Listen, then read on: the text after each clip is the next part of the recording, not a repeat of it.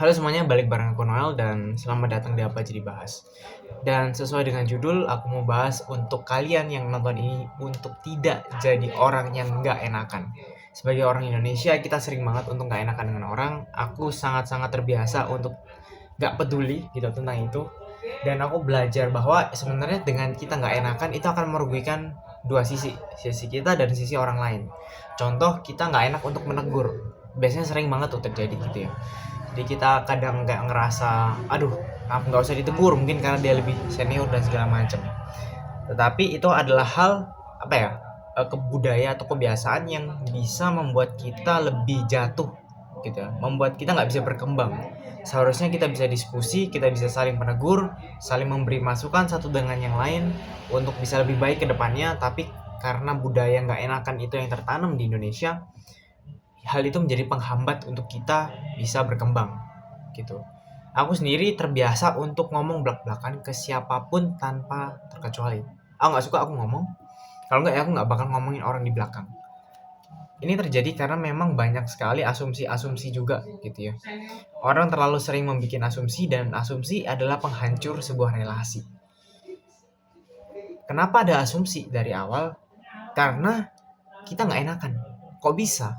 Kalau kalian nggak enakan, kalian udah bikin asumsi, ini kenapa aku berani ngomong gini, karena ada temanku sendiri yang kayak gitu. Bikin asumsi terhadap temanku yang lain, akhirnya relasi mereka rusak satu sisi, ya, satu arah tuh rusak. Hanya karena satu orang ini punya asumsi dengan nggak ngobrol dan karena nggak enak untuk mau tanya. Ini adalah sebuah hal yang merusak banget gitu. Dan aku bersyukur ada beberapa teman-teman juga yang menghilangkan nggak enakan itu gitu ya. Jadi dengan mereka menyampaikan apa yang ada di apa yang ada di kepala mereka dengan juga berhati-hati ketika berbicara agar tidak merendahkan orang itu, aku sangat menghargai gitu, karena nggak semua orang punya, terutama di negara ini gitu ya, banyaknya yang nggak enakan dan segala macam. Akhirnya relasi, dan ketika masalah demi masalah muncul, bukannya diselesaikan dengan kayak, wah misalkan dia ngelakuin hal ini kita nggak suka, sebagai teman, sebagai sahabat ya kita negur, itu adalah hal yang normal gitu. Tetapi karena nggak enakan itu tadi, takut untuk negur, ya akhirnya ya udah gitu, nggak apa-apa. Tapi itu kita bukan mengikhlaskan tapi menyimpan, sehingga ketika muncul lagi masalah, kekumpul lagi dan akhirnya suatu saat bisa meledak. Dan karena nggak enakan itu malah akhirnya relasi bisa pecah. Jadi ketika kita jadi orang yang nggak enakan, ini akan menjadi suatu hal yang merusak relasi antara orang tua dengan anak, relasi antar teman, pasangan juga gitu. Jadi untuk kalian yang nonton ini, belajarlah untuk ketika ada hal yang mengganjil, ngomong aja siapapun, misalkan dia lebih senior dari kalian, usianya jauh di atas kalian, nggak apa-apa, ngomong aja dengan berhati-hati. Di Indonesia biasanya minta maaf dulu kalimat pertama, nggak masalah, bebas, itu budaya. Aku sendiri nggak terbiasa untuk meminta maaf di awal gitu, karena aku merasa bahwa apa yang aku sampaikan bisa bermanfaat untuk mereka. Biasanya kata-kata yang paling, kalau orang barat Inggris tuh biasanya ngomongnya no offense gitu ya, no offense tapi apa lanjut gitu. Cuman kalau di Indonesia aku nggak tahu sih kata-katanya gimana. Tapi ini nggak bakal panjang ya videonya. Aku berani ngomong gini karena pengalamanku, aku ngeliat teman-temanku yang relasinya pecah hanya karena nggak enakan. Dengan nggak enakan itu muncullah asumsi, karena nggak berani nanya ngomong, asumsi itu berubah menjadi overthinking yang berlebihan, dan mereka merasa bahwa overthinking atau asumsi yang mereka pikirkan menjadi sebuah fakta dan kebenaran, yang akhirnya merusak. Padahal orang yang dipikirkan tidak melakukan apa yang asumsi ini. Jadi aku mengasumsikan, oh si Z gini ya, huruf Z, dia ngelakuin ini nih, padahal sebenarnya dia enggak. Coba aku nanya misalkan, apakah asumsiku benar? Kemungkinan besar kan salah.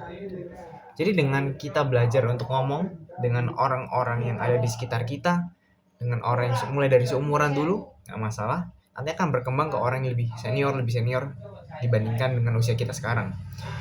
Teguran itu sangat bermanfaat. Bahkan ini adalah salah satu hal yang seharusnya orang-orang kelas atas itu punya. Itu ketika ada nggak enak dan segala macam, mereka berani untuk negur, dan yang ditegur berani untuk rendah hati menerima masukan itu. Ini adalah hal-hal yang penting. Oke, muncul lagi nih, rendah hati untuk menerima masukan. Nggak semua orang punya hal ini, dan ini adalah hal yang aku berani bilang sangatlah mahal di era sekarang. Gitu, jadi orang-orang dengan kesombongannya gitu ya. Jadi ada sebenarnya di videonya Raymond Chin, aku lupa. Jadi ada satu grafik gitu ya. Jadi aku coba gambarin grafik gini. Semakin ke bawah nih sumbu X-nya, semakin ke posisi positif berarti pengetahuan kita semakin banyak.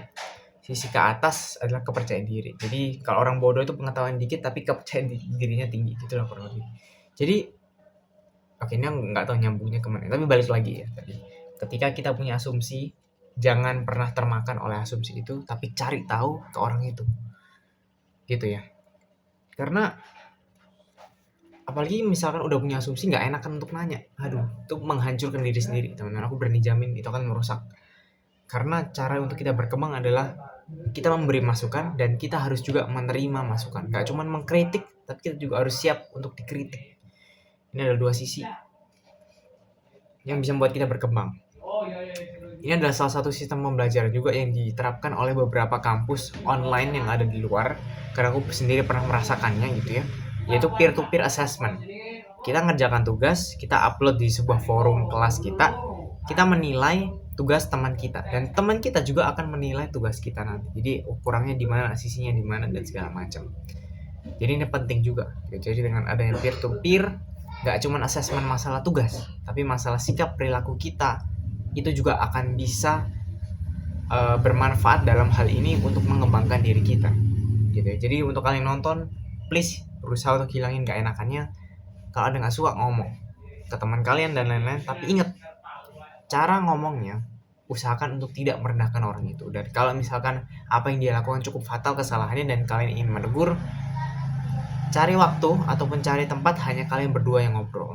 Jangan ada orang lain. Kalaupun ada orang lain, cari yang netral dan usianya jauh di atas kalian sebagai penengah atau pembimbing. Oke? Karena aku sendiri besarnya di gereja, otomatis pembimbingku banyak yang berlatar belakang teologi gitu ya. Udah sekolah dan segala macam, ada yang konseling, sehingga mereka bisa jadi penengah buat aku. Walaupun aku sendiri belum punya ada masalah dengan orang, tapi mereka bisa menjadi tempatku untuk bercerita dan mereka bisa jadi penengah. Pembimbing ya maksudnya. Jadi sekali lagi, jangan jadi orang yang gak enakan. Apa adanya, ngomong, jadi otentik, jangan menyembunyikan apapun, karena sebuah kebohongan akan sangat dengan mudah untuk dikuak gitu ya. Jadi sekian, ciao.